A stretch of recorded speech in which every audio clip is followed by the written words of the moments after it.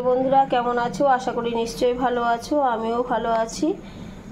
সকল ভাই বোনদের আমি ভালোবাসা জানিয়ে আমি কি করছি সেটা তোমাদেরকে দেখাচ্ছি। বন্ধুরা, তোমরা সবাই দেখো, ভালো লাগলে আমার ভিডিওটা লাইক কমেন্ট শেয়ার করে দেবে। এই দেখো, আমি 3 পিস তেলাপিয়া মাছ নিয়ে নিয়েছি। হ্যাঁ, এটা হচ্ছে তেলাপিয়া মাছ। এখানে আমি কেটে নিয়েছি বেগুন, আলু, কাঁচা লঙ্কা। এখানে আমি নিয়েছি বড়ি। এখানে কড়াইতে আমি তেল দিয়ে নিয়েছি। কিভাবে মাছটা রান্না করব, প্লেন পাতলা ঝোল, যেহেতু আমার লিভারের একটু প্রবলেম ধরা পড়েছে, এই জন্য এখন প্লেন কাঁচা লঙ্কা দিয়ে একটু ঝোল কীভাবে রান্না করব সেটা দেখো। আর এখানে আমি উচ্ছা কুমড়ো ভাজা করব। উচ্ছা কুমড়োটা কেটে নিয়েছি।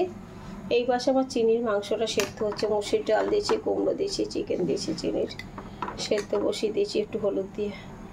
সাথে থাকো, দেখতে থাকো। তেলটা হয়ে গেছে, এখন আমি মাছটা ছাড়বো। এই যে মাছটা ভাজা হোক। মাছ ভাজাগুলো আমার হয়ে গেছে, আগেও তুলে নিয়েছি, দেখতে পাচ্ছ। খাওয়ার তো কেউ নাই, আমি একাই খাবো। মেয়ে কাজে গেছে, কেউ খাবে না।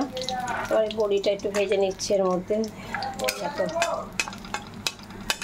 বড়িটা এবার ভাজা হোক, বড়িটা ভেজে তুলে নেব।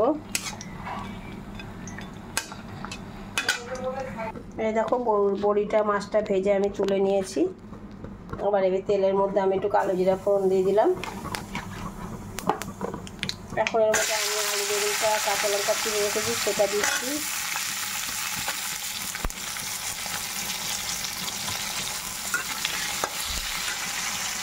এর মধ্যে এখন আমি একটু লবণ দিয়ে দেবো।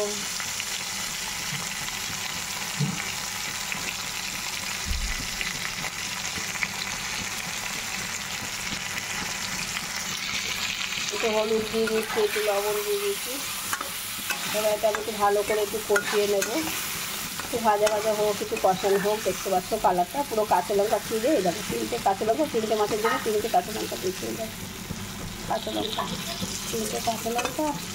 আলু বেগুন ডাঁটা থাকলে ডাঁটা দিতাম, বাজার যাওয়ার লোক নেই, কী করবো, যা পেয়েছি হাতে। তাই দিয়ে এখন মাছের ঝোলটা বানাবো। এটা কষানো মোটামুটি আমার হয়ে গেছে। আলু বেগুন দিয়ে সব কিছু কষানো হয়ে গেছে। এবার একটু ঝোল দিয়ে দেবো, কোনো মশলাই দিইনি, কিন্তু শুধু কাঁচা লঙ্কা চিড়ে আর হলুদ, কাঁচা লঙ্কা চিড়ে, কালো জিরা ফোড়ন দিয়ে মাছের ঝোলটা বানাচ্ছি। দেখতে পাচ্ছ তোমরা, একটু পাতলা করে ঝোল করবো। জলটা দিয়ে দিয়েছি। লোহার কড়াইতে রান্না করি, যেহেতু লোহার কড়াইতে কালকে তেলের বড়া করেছিলাম, সেই কড়াইতে তেলটা আছে বলে লোহার কড়াইতে আজকে রান্না করিনি।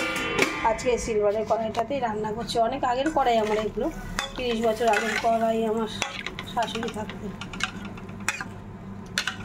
দেখো রান্না হতে থাকুক।